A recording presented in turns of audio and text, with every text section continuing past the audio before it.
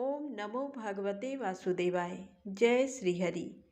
आप सभी का हमारे YouTube चैनल पर हार्दिक स्वागत है। आज हम आपको सुना रहे हैं कार्तिक मास में सुनी जाने वाली पौराणिक कथाएं। तो सबसे पहले आइए सुनते हैं गणेश जी की पौराणिक कथा। एक बुढ़िया माई थी।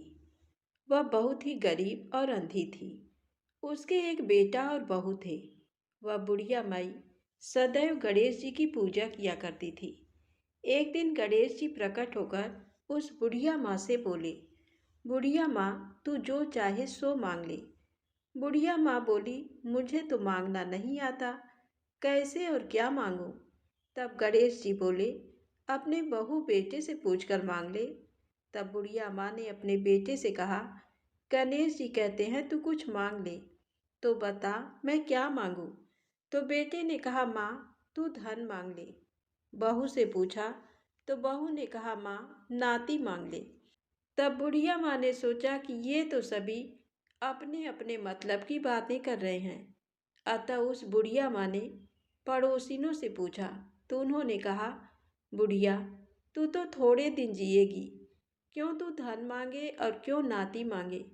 तू तो अपनी आँखों की रोशनी मांग ले, जिससे तेरी जिंदगी आराम से कट जाए। तो दूसरे दिन बुढ़िया माँ जब पूजा करने जाती है तो गणेश जी प्रकट हो जाते हैं और कहते हैं, बुढ़िया माँ जो तू चाहे मांग ले। तो इस पर बुढ़िया माँ बोली, हे प्रभु, यदि आप प्रसन्न हैं तो मुझे 9 करोड़ की माया दें, निरोगी काया दें, अमर सुहाग दें, आँखों की रोशनी दें, नाती दें, पोता दें और सब परिवार को सुख दें और अंत में मोक्ष दें। ये सुनकर तब गणेश जी बोले, बुढ़िया माँ, तू तो कहती है हमें कुछ मांगना ही नहीं आता, पर तूने तो हमें ठग लिया। फिर भी जो तूने मांगा है वचन के अनुसार सब तुझे मिलेगा। और ये कहकर गणेश जी अंदर ध्यान हो गए। उधर बुढ़िया माँ ने जो कुछ मांगा बस सब कुछ मिल गया। हे गणेश जी महाराज, जैसे आपने उस बुढ़िया माँ को सब कुछ दिया वैसे ही हमें भी देना। तो प्रेम से बोले, गणेश जी महाराज की जय हो। अब आइए सुने पीपल देव और पथवारी माता की पौराणिक कथा। बहुत समय पहले एक बुढ़िया माई थी। उसने अपनी बहू से कहा, तू दूध दही बेच कर आ। वह बेचने गई तो रास्ते में देखा औरतें पीपल पथवारी सींच रही थीं। उनको सींचता देखकर बहू ने पूछा कि तुम ये क्या कर रही हो? तो औरतें बोली कि हम पीपल पथवारी सींच रही हैं, इससे अन्न और धन होता है, 12 वर्ष का बिछड़ा हुआ पति मिल जाता है। तो बहू बोली, ऐसी बात है तो तुम पानी से सींचती हो, मैं दूध से सींचूंगी। गुजरी बहू रोजाना दूध दही बेचने नहीं जाती। वह रोजाना दूध को पीपल में और दही पथवारी में सींचती। सास दूध दही का दाम मांगती तो कह देती, महीना पूरा हो जाने पर लाकर दूंगी। कार्तिक का महीना पूरा हो गया। पूर्णिमा के दिन बहू पीपल पथवारी के पास जाकर बैठ गई। पथवारी ने पूछा, तुम मेरे पास क्यों बैठ गई? बहू बोली कि सासू दूध दही का दाम मांगेंगी। पीपल पथवारी बोली कि मेरे पास क्या दाम रखा है, ये भरा डींगा पान पतूरा इसको ले जा। बहू ने वही ले जाकर कोठरी में रख दिया और डर के मारे कपड़ा ओढ़कर सो गई। सासू बोली, पैसे ले आई बहू? बहू बोली, कोठरी में रखे हैं। सासू ने कोठरी खोल के देखी तो देखा हीरा मोती जगमगा रहे हैं। सासू बोली, बहू इतना धन कहाँ से लाई? बहू ने आकर देखा तो सच्ची में ही धन भरा हुआ है। बहू ने सास को सारी बात बता दी। सास ने कहा, अब की कार्तिक में मैं भी पथवारी सींचूंगी। कार्तिक का महीना आया। सास दूध दही तो बेच आती, हांडी धोकर पीपल पथवारी में चढ़ा देती। आकर बहू से कहती, मेरे से दाम मांग। वह कहती, सासू जी कोई बहू भी दाम मांगती है, मगर सासू कहती तू मांग। बहू बोली, सासू जी पैसे ले आओ। तो सास पीपल पटवारी के पास जाकर बैठ गई। पीपल पटवारी ने सास को पान पत्ता भरा डींडा दे दिया। उसने ले जाकर कोठरी में रख दिया। बहू ने खोलकर देखा तो उसमें कीड़े मकोड़े बिलबिला रहे हैं। बहू ने कहा, सासू जी ये क्या? सास ने आकर देखा और बोलने लगी, पीपल पटवारी ने ये क्या किया? तुमको तो धन दिया, मुझको कीड़ा मकोड़ा दिया। तब सब कोई बोलने लगे कि बहू तो सत की भूखी सींची थी, तुम धन की भूखी। हे पटवारी माता, जैसा बहू को दिया वैसा सबको देना, जैसा सास को दिया वैसा किसी को ना देना। प्रेम से बोले, पीपल पटवारी माता की जय हो। अब आइए सुने पटवारी माता की दूसरी पौराणिक कथा। प्राचीन समय की बात है। किसी गांव में एक बुढ़िया माई रहती थी। बुढ़िया माई के 4 बेटे थे और बुढ़िया माई 4 ही भैंसें पाल रखी थी। कार्तिक का महीना आने पर बुढ़िया माई ने अपनी चारों बहुओं को बुलाया और कहा कि मैं तो कार्तिक नहाने जा रही हूँ, तुम चारों एक एक भैंस रख लो, मैं 1 महीने में वापस आऊँगी। चारों बहुओं में से सबसे छोटी बहू बुढ़िया की लाडली थी। बुढ़िया माई ने जाते जाते ये भी कहा कि मैं 1 महीने में जब वापस आऊँगी तो देखूंगी कि किसने सबसे ज़्यादा घी जोड़ा है। बुढ़िया की बातें सुन तीनों बड़ी बहुओं ने सोचा कि यही समय है बुढ़िया को बताने का कि छोटी को कुछ नहीं आता है। वह दही पिलोना नहीं जानती थी और ना ही उसे पता था कि घी कैसे बनाते हैं। उसकी जेठानियों ने भी जानबूझकर उसे कुछ नहीं बताया ताकि बुढ़िया वापस आने पर उसे डांट फटकार कर सके। तीनों जेठानियां घी बनाने में जुट गईं, लेकिन छोटी बहू मन की बड़ी भोली थी। उसे घी बनाना नहीं आता था। वह सारे दूध दही को पीपल की पटवारी में गिरा देती। महीना पूरा होने पर तीनों जेठानियों ने एक एक डिब्बा घी का भर कर रख लिया। छोटी बहू ने जरा सा भी घी नहीं निकाला था। वह तो सारा दूध दही पीपल की पटवारी पर गिरा आती थी।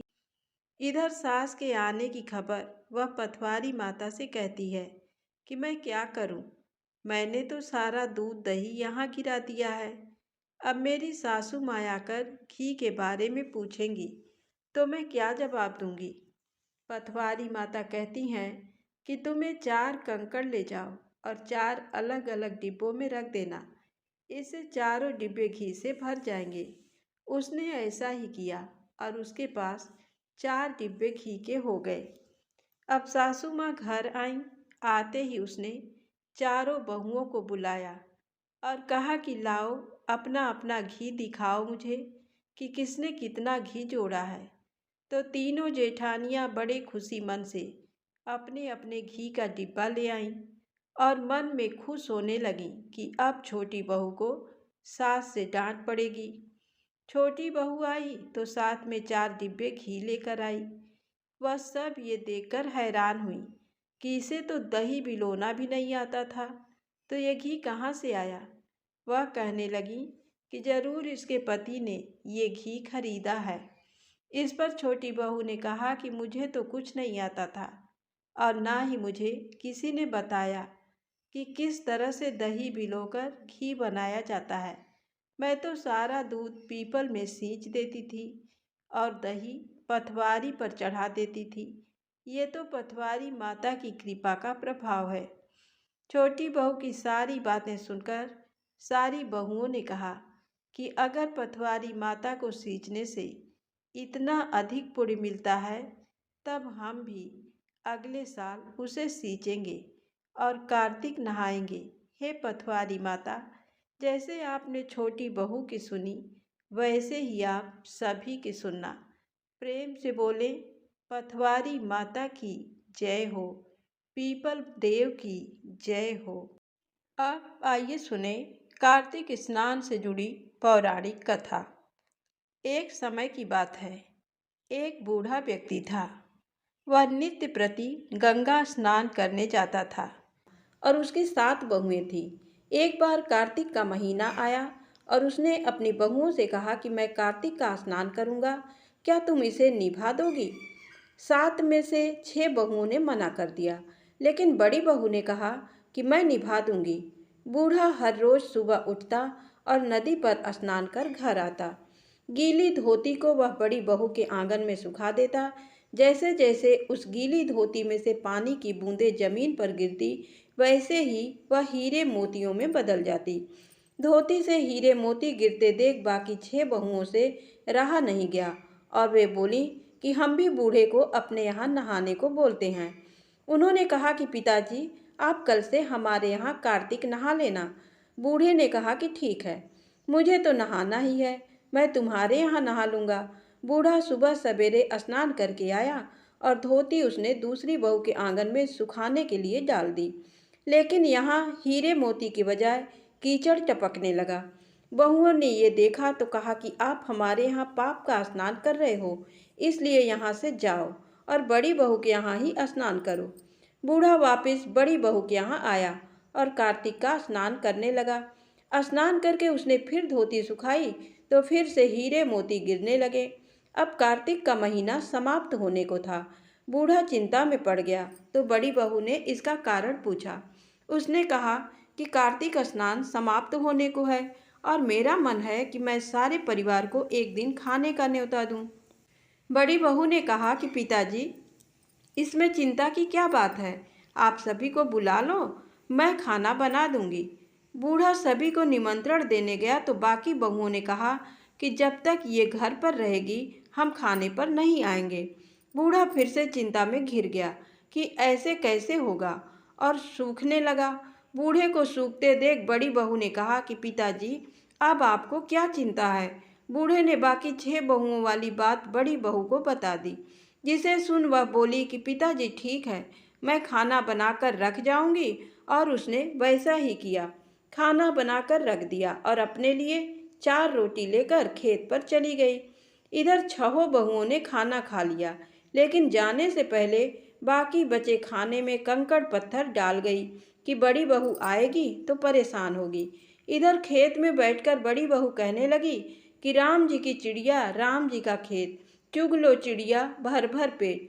मेरे ससुरे ने घर में जगह दी है और मैंने खेत में। चिड़िया को बाजरा डाल वो घर आ गई। घर आई तो बूढ़ा फिर उदास बैठा था। उसने फिर पूछा कि ये उदासी क्यों? सब ठीक ठाक निपट गया ना?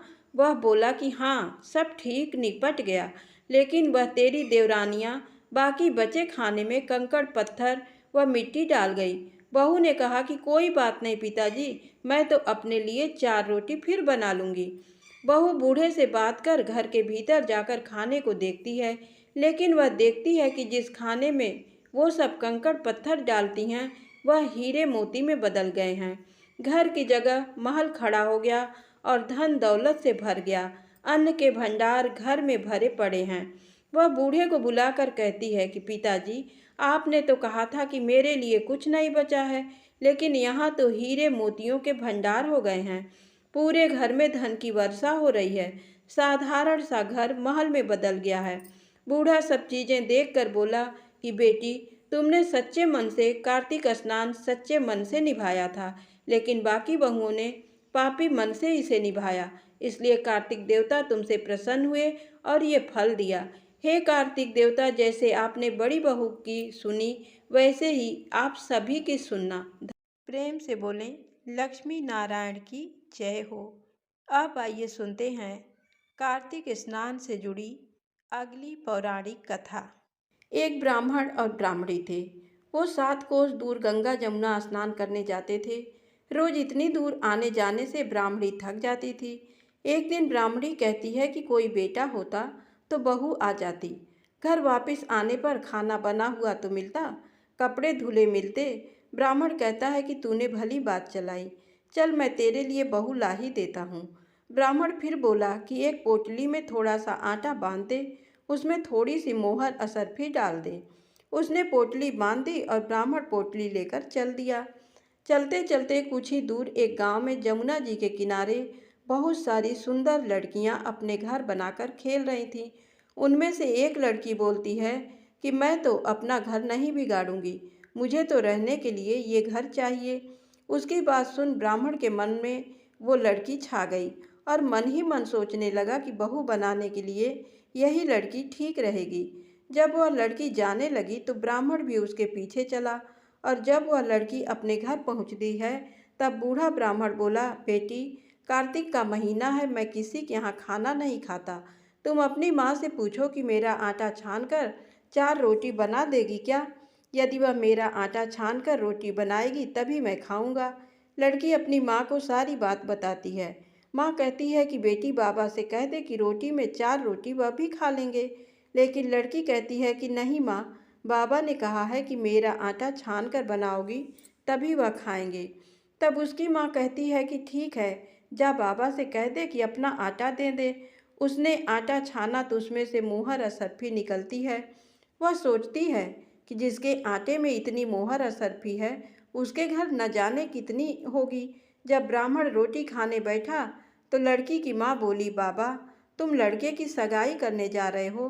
बाबा बोला कि मेरा लड़का तो काशी बनारस पढ़ने गया हुआ है, लेकिन अगर तुम कहो तो मैं खांड कटोरे से तेरी लड़की को ब्याह कर साथ ले जाऊं। लड़की की माँ बोली, ठीक है बाबा, और वह ब्याह कर लाया। घर आकर बोला, रामू की माँ, दरवाज़ा खोल कर देख, मैं तेरे लिए बहू लेकर आया हूँ, आकर बहू का स्वागत सत्कार कर। ब्राह्मणी बोली, दुनिया ताने मारती थी, अब तू भी मार ले। हमारे तो 7 जन्म तक कोई बेटा बेटी नहीं है, तो बहू कहाँ से आएगी? ब्राह्मण बोला, तू दरवाज़ा तो खोल। ब्राह्मणी ने दरवाज़ा खोला तो सामने बहू खड़ी देखी। तब वह आदर सत्कार से बहू को अंदर ले गई।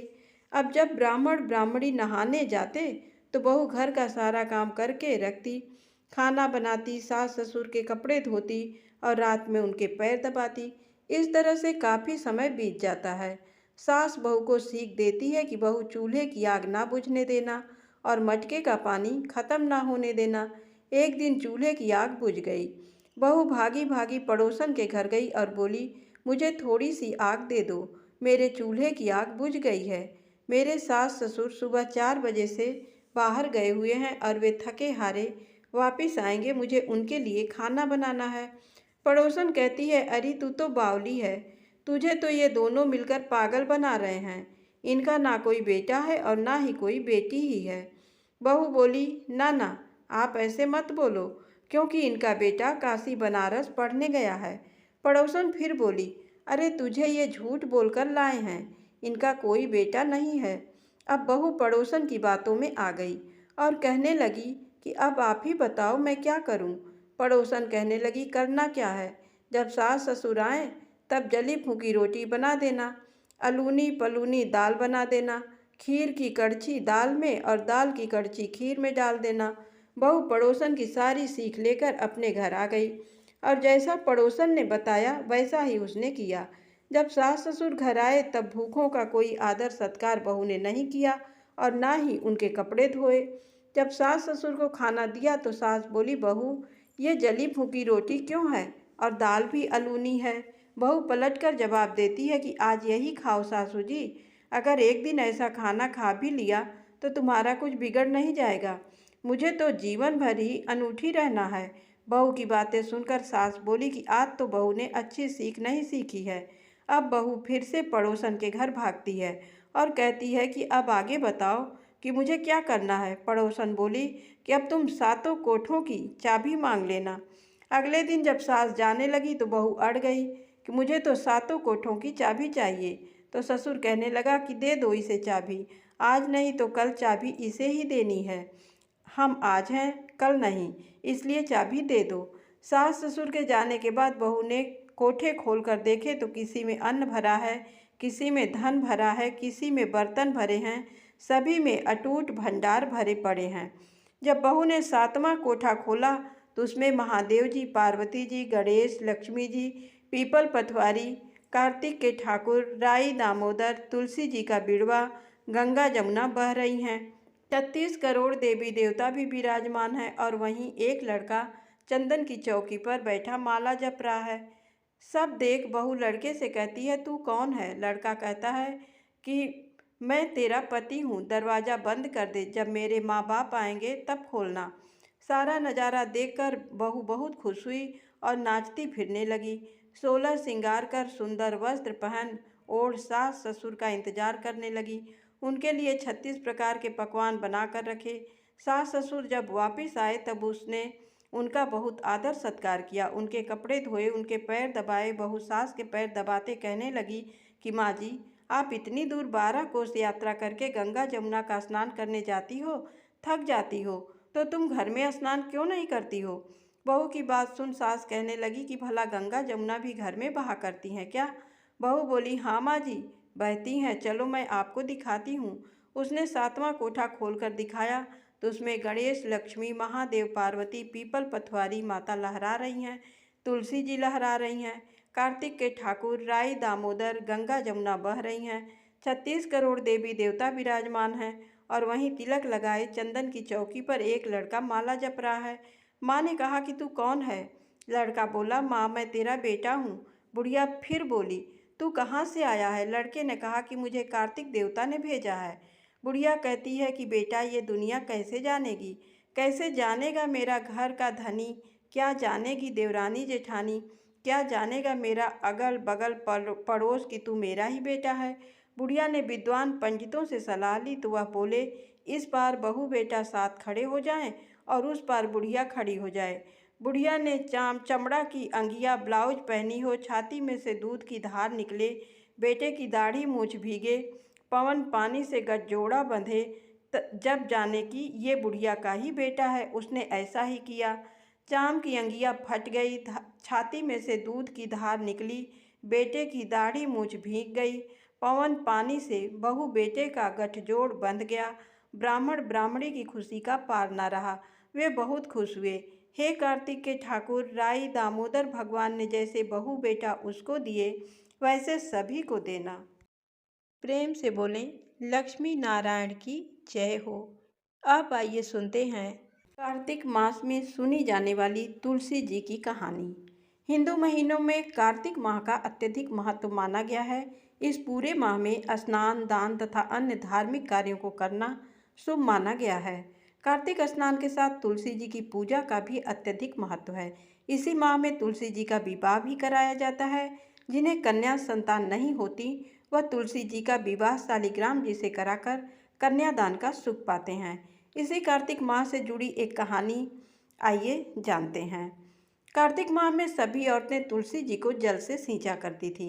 एक बुढ़िया माई थी जो कार्तिक माह में तुलसी को सींचने जाती थी और जब वह जाती तो तुलसी माता से कहती कि हे तुलसी माता, सत्य की दाता, मैं तेरा बिरवा सींचती हूँ, मुझे बहू दे, पीले रंग की धोती दे, मीठा ग्रास दे, बैकुंठ में वास दे, अच्छी मौत दे, चंदन का काट दे, अच्छा राज दे, खाने को दाल भात दे और 11 एकादशी के दिन कृष्ण का कांधा दे। बुढ़िया माँ की ये बातें सुन तुलसी माता सूखने लगीं। तुलसी माता को यूं सूखते देख भगवान ने पूछा कि हे तुलसी, तुम दिन प्रतिदिन क्यों सूखती जा रही हो? तुलसी माता ने कहा कि बस मेरे मन की मत पूछो। भगवान ने कहा कि मैं नहीं पूछूंगा तो कौन पूछेगा? इस पर तुलसी माता कहती हैं कि एक बुढ़िया आती है और अपनी बात कहकर चली जाती है। मैं उसकी सभी बातें पूरी कर दूंगी, लेकिन कृष्ण का कांधा कहाँ से लाऊंगी? भगवान कृष्ण बोले कि वह मरेगी तो अपने आप ही कांधा देने आऊँगा। तुम बुढ़िया माई से ये बात कह देना। इसके बाद बुढ़िया मर गई। बुढ़िया के मरने पर सारा गांव इकट्ठा हो गया और उसका अंतिम संस्कार आने पर उसे उठाने लगे, लेकिन वह बहुत भारी हो गई जिससे उसकी अर्थी टस से मस नहीं हुई। सभी बोले कि ये तो बहुत संस्कारी थी, बहुत पूजा पाठ करती थी, कोई पाप नहीं किया, फिर ये इतनी भारी कैसे हो गई? बूढ़े ब्राह्मण के वेश में भगवान आए और कहने लगे कि ये भीड़ कैसी है? तब गांव वाले बोले कि एक बुढ़िया मर गई है और वह इतनी पापिन थी कि उसकी अर्थी नहीं उठ रही है, बहुत भारी हो गई है। भगवान बोले कि मुझे इसके कान में कुछ कहने दो, फिर ये उठ जाएगी। भगवान बुढ़िया के पास गए और उसके कान में कहा कि माई, तू अपने मन की कर ले, पीताम्बर की धोती ले, मीठा ग्रास ले, बैकुंठ में वास ले, चटक की चाल ले, चंदन का काट ले, झालर की झंकार ले, दाल भात को जी और कृष्ण का कंधा ले। भगवान का सभी बातें सुनकर बुढ़िया हल्की हो गई। भगवान अपने कंधे पर उसे ले गए। बुढ़िया को मुक्ति मिल गई और वह बैकुंठ को चली गई। हे तुलसी माता, जैसे आपने उस बुढ़िया माई की मुक्ति की, वैसे सभी की करना। जैसे भगवान ने उसे कांधा दिया, हमें भी देना। कार्तिक माह में राई दामोदर की कहानी। एक समय की बात है, एक छोटी सी लड़की थी जो कार्तिक नहाया करती थी। कार्तिक का महीना पूरा हुआ तो सब कहने लगी कि गंगा जी जाएं या यमुना जी जाएं या हरिद्वार होकर आएं। एक स्त्री बोली कि मैं तो राई दामोदर भगवान को जिमाऊंगी। सब पूछने लगी कि वे कैसे होते हैं। स्त्री बोली कि मोर मुकुट, गले में वैजयंती माला और हाथ में पीतांबर, ऐसे होते हैं राई दामोदर भगवान। वह लड़की अपने घर आई, भगवान की रसोई बनाई, मंदिर में आई, बोली आओ मेरे भगवान, आओ जीमो। मंदिर में भगवान नहीं मिले। मंदिर से शहर में गई, शहर से जंगल गई, जंगल से पहाड़ों पर चढ़ गई। भगवान को पुकारते सुबह से शाम हो गई। भगवान लड़की को पहाड़ पर चढ़ते देख बोले कि ये तो ऊपर से गिरकर मर जाएगी और मेरे सिर इसकी हत्या लगेगी, इसे दर्शन देने ही होंगे। भगवान ब्राह्मण का रूप धर कर आए और बोले चल बेटा, मैं तेरा भगवान हूँ, तू मुझे जिमा दे। लड़की बोली कि नहीं, तुम मेरे भगवान नहीं हो। ब्राह्मण बोला कि तेरे भगवान कैसे हैं? उसने कहा मेरे भगवान तो मोर मुकुट वाले, गले में वैजयंती माला पहने हुए हैं और हाथ में पीतांबर लिए हुए हैं। ब्राह्मण बोला अच्छा, ऐसे हैं तेरे भगवान? लड़की ने कहा हाँ, ऐसे हैं मेरे भगवान। अब भगवान ने लड़की के सामने अपना चतुर्भुज रूप दिखाया। अब लड़की खुश हो गई और बोली कि हाँ, तुम ही हो मेरे भगवान। अब आगे आगे वह छोटी लड़की भाग रही थी और पीछे भगवान आ रहे थे। भागते भागते संग की सहेलियों से बोली कि मेरे घर मेरे भगवान आए हैं। उनमें से किसी एक ने कहा कि देखो तो इसके भगवान कैसे हैं। जिनके भाग्य में भगवान के दर्शन लिखे थे उन्हें हो गए। हे राई दामोदर भगवान, जैसे आपने लड़की को दर्शन दिए वैसे ही सभी को देना। लपसी और तपसी की कहानी। हर कहानी के बाद सुनी जाने वाली कहानी। एक लपसी था, एक तपसी था। तपसी हमेशा भगवान की तपस्या में लीन रहता था। लपसी रोजाना 1.25 सेर की लापसी बनाकर भगवान का भोग लगाकर जीम लेता था। एक दिन दोनों लड़ने लगे। तपसी बोला मैं रोज भगवान की तपस्या करता हूँ, इसलिए मैं बड़ा हूँ। लपसी बोला मैं रोज भगवान को 1.25 सेर लापसी का भोग लगाता हूँ, इसलिए मैं बड़ा हूँ। नारद जी वहाँ से गुजर रहे थे। दोनों को लड़ता देखकर उनसे पूछा कि तुम क्यों लड़ रहे हो। तपसी ने खुद के बड़ा होने का कारण बताया और लपसी ने अपना कारण बताया। नारद जी बोले तुम्हारा फैसला मैं कर दूंगा। दूसरे दिन लपसी और तपसी नहाकर अपनी रोज की भक्ति करने आए तो नारद जी ने छुपकर 1.25 करोड़ की एक एक अंगूठी उन दोनों के आगे रख दी। तपसी की नज़र जब अंगूठी पर पड़ी तो उसने चुपचाप अंगूठी उठाकर अपने नीचे दबा ली। लपसी की नज़र अंगूठी पर पड़ी लेकिन उसने ध्यान नहीं दिया। भगवान को भोग लगाकर लपसी खाने लगा। नारद जी सामने आए तो दोनों ने पूछा कि कौन बड़ा। तो नारद जी ने तपसी से खड़ा होने को कहा। वो खड़ा हुआ तो उसके नीचे दबी अंगूठी दिखाई पड़ी। नारद जी ने तपसी से कहा तपस्या करने के बाद भी तुम्हारी चोरी करने की आदत नहीं गई, इसलिए लपसी बड़ा है और तुम्हें तुम्हारी तपस्या का कोई फल भी नहीं मिलेगा। तपसी शर्मिंदा होकर माफ़ी मांगने लगा। उसने नारद जी से पूछा मुझे मेरी तपस्या का फल कैसे मिलेगा। नारद जी ने कहा यदि कोई गाय और कुत्ते की रोटी नहीं बनाएगा तो फल तुझे मिलेगा। यदि कोई ब्राह्मण को भोजन करवाकर दक्षिणा नहीं देगा तो फल तुझे मिलेगा। यदि कोई साड़ी के साथ ब्लाउज नहीं देगा तो फल तुझे मिलेगा। यदि कोई दिए से दिया जलाएगा तो फल तुझे मिलेगा। यदि कोई सारी कहानी सुने लेकिन तुम्हारी कहानी नहीं सुने तो फल तुझे मिलेगा। उसी दिन से हर व्रत कथा कहानी के साथ लपसी तपसी की कहानी भी सुनी और कही जाती है।